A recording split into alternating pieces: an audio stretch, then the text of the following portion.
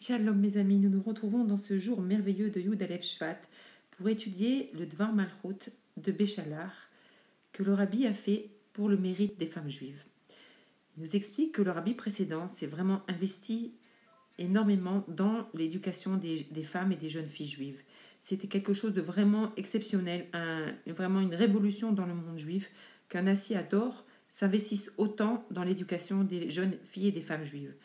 En effet, jusqu'à cette époque-là, les jeunes filles apprenaient toutes les bases du judaïsme dans leur maison, avec leur mère, avec leur grand-mère. Elles étaient sous l'influence que de la maison.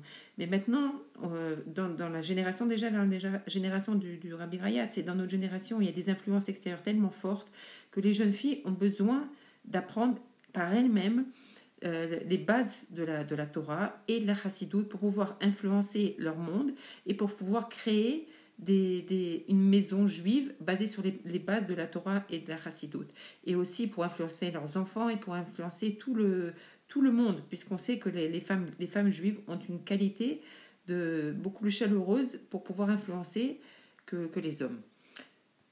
Et on voit aussi que dans toute l'histoire du peuple juif, les femmes ont toujours précédé les hommes. On voit par exemple dans Matan Torah, Hachem demande à Moshe Kotomar les Bet Yaakov, c'est-à-dire de commencer par enseigner la Torah d'abord aux femmes avec un langage doux et ensuite seulement aux hommes. Ensuite, on voit que dans l'érection du Bet Hamikdash, du Mishkan, c'est les femmes juives qui ont été les premières à faire des offrandes, et des offrandes, elles ont donné tous leurs bijoux, elles ont donné tout ce qu'elles avaient pour le Mishkan.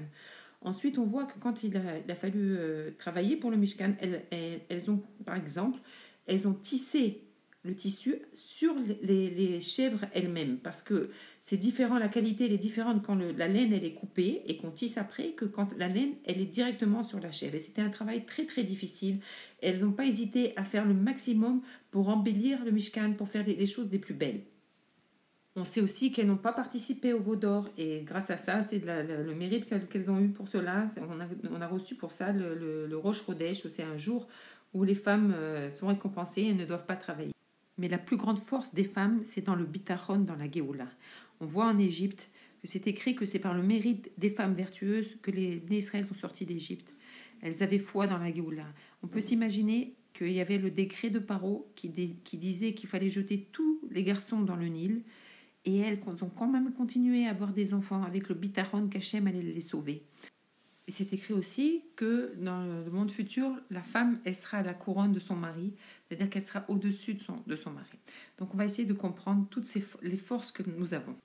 Le Rabbi Rayatz a écrit le Mahamar Bati Legani pour l'anniversaire de la mort de sa grand-mère et aussi de sa mère. Tout le sujet du Mahamar, c'est le travail des Bnei Israël pendant la Galoute, comment ils doivent révéler la présence divine, faire descendre la Shrina dans ce monde-là. Et le Ham Israël est comparé à la femme d'Akadosh Baruch Hu. Donc tout le travail de révélation d'Akadosh Baruch Hu dans le monde, c'est par les Bnei Israël, la femme d'Akadosh Baruch Hu. On sait que le jour de la Histalkut d'un grand tzaddik, alors toutes ces actions sont plus lumineuses et s'élèvent encore aujourd'hui. Et donc, on profite de cette grande lumière. Et on sait que tout le travail du Rabbi Rayatz, c'était de répandre la lumière. Comme on dit, Ner mitzvat veTorah or, que tout le sujet, c'était de répandre la lumière. Or, on voit que dans le travail de la femme juive, c'est la même chose. C'est aussi un travail de lumière. On voit que quand elle allume les bougies de Shabbat, immédiatement, la maison se remplit de lumière. Sans faire une autre action. C'est kipshuto. On sait que quand on fait une mitzvah, on amène de la lumière dans le monde. Mais quand on allume les bougies de Shabbat, c'est immédiat. Directement, on voit la lumière. Et on rentre directement dans Shabbat, dans la Gdusha de Shabbat. Alors que le mari, lui, c'est seulement avec la tfila et après le kiddush qui rentre dans Shabbat. La femme, c'est immédiatement qu'elle rentre dans Shabbat. Et le rabbi nous explique encore une autre chose, c'est que si on voit le nombre des mitzvot positives, c'est 248, plus l'amour et la crainte qui font encore 2, on arrive à 250. Et c'est exactement le même chiffre que la gematria de Ner. Donc ça veut dire que la femme, par l'allumage des bougies de Shabbat, elle fait toutes les mitzvot positives et elle remplit la maison de lumière. Dans la paracha de Béchalar, on nous raconte la traversée de la mer Rouge et on nous dit qu'après la traversée, les hommes ont chanté et les femmes, Myriam à leur tête, ont chanté et dansé avec les tambourins qu'elles avaient préparés en Égypte. C'est-à-dire que leur chant était beaucoup plus haut parce qu'elles étaient avec des instruments de musique et c'était beaucoup plus profond. Et en plus, elles avaient déjà préparé leurs instruments de musique. Et on pose la question, mais d'où elles avaient ces instruments de musique? C'est-à-dire que déjà dans la galoute, alors qu'elles souffraient de l'esclavage, elles préparaient leurs tambourins parce qu'elles avaient le bitachon absolu qu'Akadosh Baruch Hu, il allait les sortir de l'Égypte. Et ça, c'est quelque chose d'extraordinaire. C'est-à-dire, au plus profond de la galoute, de les souffrances, elles voyaient déjà la Géoula.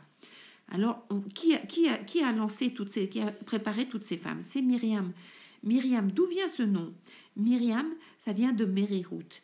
Elle avait une amertume tellement grande de la galoute. Elle voulait tellement la Géoula. Myriam était la sœur d'Aaron.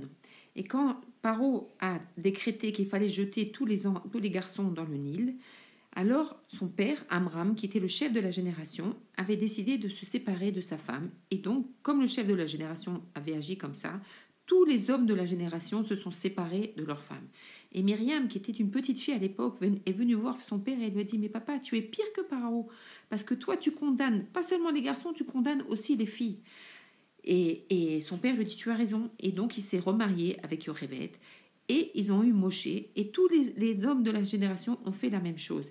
Et pourquoi elle était comme ça? Parce qu'elle avait une prophétie. Elle savait que de ses parents allait naître le libérateur. Et donc, une fois que ses parents se sont mariés, Moshe est né. Et malheureusement, il fallait se séparer de lui.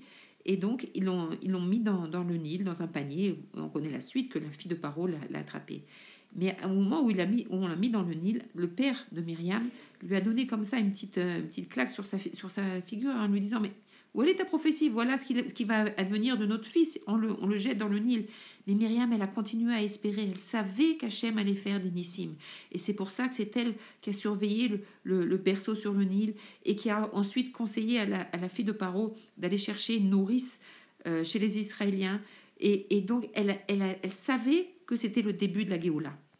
Et pour ça, elle encourageait les femmes à se préparer à la Géoula. Elle leur parle des paroles de bitachon. Elle les encourageait avec beaucoup, beaucoup, beaucoup de bitachon. Dans cet exil, elles ont préparé leur tambourin pour remercier Akadosh Baruch Hu.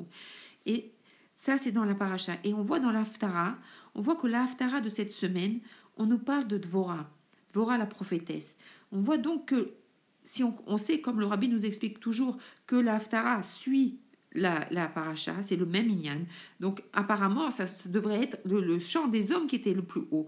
Or, on voit que la Haftara, elle reprend le chant d'une femme. Parce que justement, le chant de Myriam, il était tellement haut, et le chant de Dvorah aussi. Et c'est ça toute la force des femmes. C'est le bitachon qu'on peut avoir dans la Géoula. Et la Haftara commence par Vedvorah, Isha Nevia, Eshet Lapidot. Le rabbi nous explique que c'était quoi les lapidotes, c'est-à-dire qu'elle préparait des mèches pour le Beth Amikdash. C'est-à-dire encore c'était toute la force des femmes de préparer la lumière du Beth Amikdash. Et de la même manière, c'est préparer la lumière dans son foyer, puisqu'on sait que chaque maison juive est à l'image du Beth Amikdash. Donc tout le rôle de la femme, c'est d'éclairer sa maison par les bougies de Shabbat et par son comportement pour éclairer sa maison.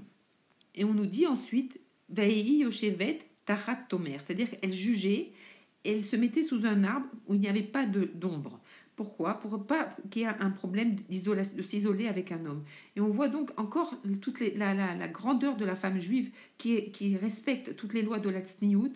Et comme on sait que c'est écrit Kol Kvodo Bat Meler Pnima, c'est-à-dire toute la force de la femme juive, c'est justement d'être stanoua et d'être réservée. Et par là, elle brille encore plus. Et la Haftara se termine justement par le mérite des femmes juives, en soulignant que grâce à Dvorah, la prophétesse, alors la terre d'Israël c'est Vateshkot, c'est-à-dire elle s'est tue et il y a eu la paix pendant 40 ans.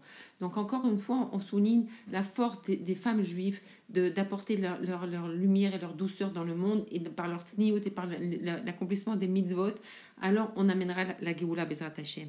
Et comme le Harizal nous dit que notre génération, c'est le Gilgulim de la génération du désert, alors que nous aussi, on doit faire comme Myriam, à l'image de Myriam et de Dvorah, que déjà dans la galoute, se préparer à la Géoula en chantant et en dansant dès maintenant maintenant, en étant tellement sûr que la Géoula, elle arrive d'une minute à l'autre. Et on va préparer nos tambourins avec encore plus d'entrain. Et Bezrat Hashem, on va recevoir très bientôt la Géoula. C'est-à-dire aujourd'hui même, hein, les femmes, on encourage, on parle autour de nous et on diffuse la Torah et les mitzvot autour de nous pour recevoir aujourd'hui même Mashiach. Shabbat Shalom.